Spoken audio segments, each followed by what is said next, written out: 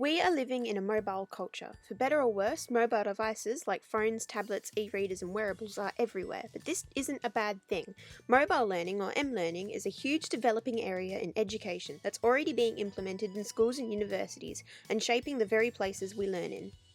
5 minutes from now, you should have a better understanding of global M-learning, the different educational approaches associated with M-learning, and knowledge of 5 different mobile tools you can use to integrate M-learning into your studies.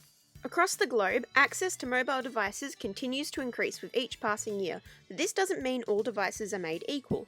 In the developing world, devices are more affordable but have fewer affordances, aka less sophisticated hardware and technology. Here, the priority of M-learning is making education accessible to everyone. People in the developed world have access to technology that is less affordable but more sophisticated, so M-learning is being used to redefine learning as we know it and encourage the learning of digital literacies.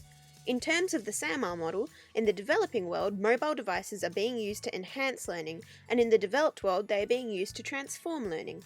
We live in Australia, which means we have access to a truly amazing array of technology. So how do we learn when we use this technology? The focus of information transmission is, as the title suggests, the direct transfer of information from teacher to student. The teacher says things and you learn things. This is a very traditional and outdated style of teaching. Behaviorism is a learning theory that assumes learning is the simple process of encouraging behaviour through reinforcement, which you may recognise as behavioural psychology. These first two approaches are helpful when learning facts or concepts, but only require lower order thinking skills and as such don't capture the true potential of M-learning. Social constructivism differs because it acknowledges that the learner is a social being with unique knowledge, experiences, values, and culture. The learner is responsible for constructing knowledge by solving authentic problems with guidance and collaboration with others. Social constructivism relies on higher order thinking skills and fits right in with M-learning's potential for interconnectedness and creativity. Situated learning refers to learning that takes place in a context where what was learnt can be applied immediately, and embodied learning emphasises the importance of engaging your physical body in learning. These approaches focus on where you are and what you're doing, and view learning as unintentional. So what tools can you use to bring M-learning into your studies? Let's start with the obvious one. E-books are very convenient. You could carry a whole library of books on your phone. On a site like Gutenberg.org, I can scan a QR code and have a book downloaded straight to my phone where I can change the font, colour, spacing, size, I can add comments, highlights, bookmarks, and get instant definitions and translations. E-books are cheap, very mobile, and don't require sophisticated technology, so they are especially great for a developing context.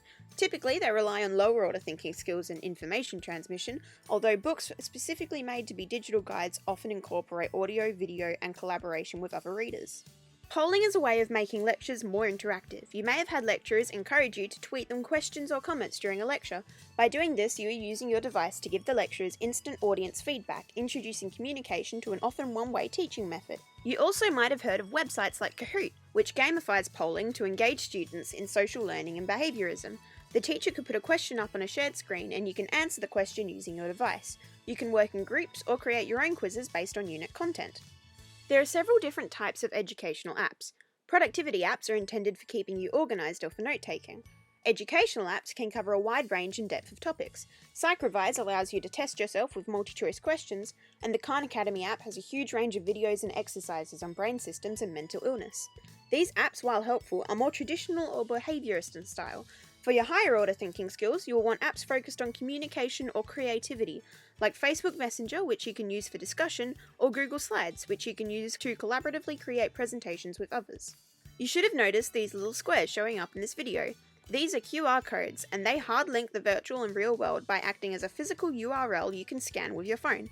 QR codes fall under a conceptual definition of augmented reality because they overlay digital information into the real world. On the mixed reality continuum, they would fall somewhere around here. Imagine reading the DSM-5 and having instant links to extra information about each condition, or making your own QR codes and using them to add extra information to an assessment. Using QR codes is a good example of situated learning because they allow you to learn seamlessly and in the moment. Augmented reality apps superimpose digital information over a representation of the real world.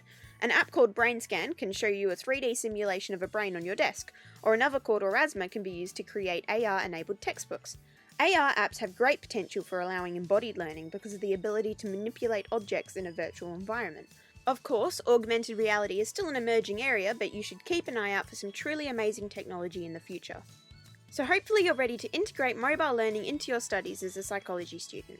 Be creative, experiment with your mobile devices, and try to keep up to date with this fast-moving field. Based on feedback, I added some slides and videos such as the Bloom's taxonomy slides, and I inserted some music to make the video more interesting. I considered talking slower, but then I would have to include less information, which I didn't want to do. Thank you for watching.